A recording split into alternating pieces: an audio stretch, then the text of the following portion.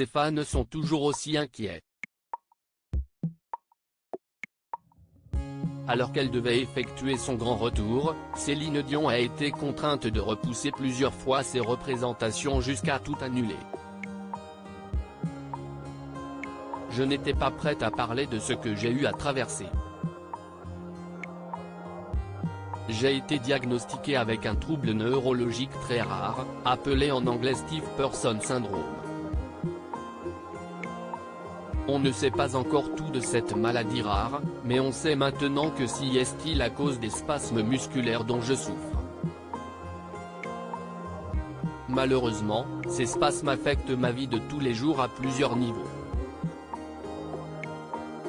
J'ai parfois de la difficulté à marcher et je ne peux pas toujours utiliser mes cordes vocales pour chanter comme je le souhaiterais, avait-elle écrit.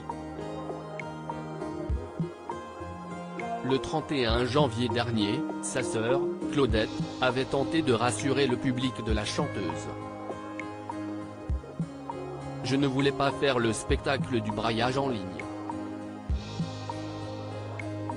J'ai eu beaucoup d'appels, mais j'ai fermé mon téléphone parce que j'avais de la difficulté à en parler. Elle indiquait par la suite que Céline Dion se trouvait du côté de Denver, une ville située dans l'État du Colorado aux USA. Et apparemment, selon nos confrères du Journal de Montréal, la chanteuse se serait renfermée sur elle-même. À tel point qu'elle serait véritablement seule. Depuis quelques années, Céline Dion est devenue une énigme. Isolée dans le désert du Nevada, à quoi pense-t-elle? Qui donc pourrait comprendre sa détresse et la libérer de cette noirceur du désert? Céline Dion, plus seule que jamais? Ce repli sur elle-même serait-il l'une des conséquences de ces différents traitements? En effet, la sœur de Céline Dion avait indiqué que l'artiste était entourée de spécialistes. Depuis l'âge de 12 ans qu'elle travaille, cet enfant-là. Elle n'a pas vraiment eu d'adolescence.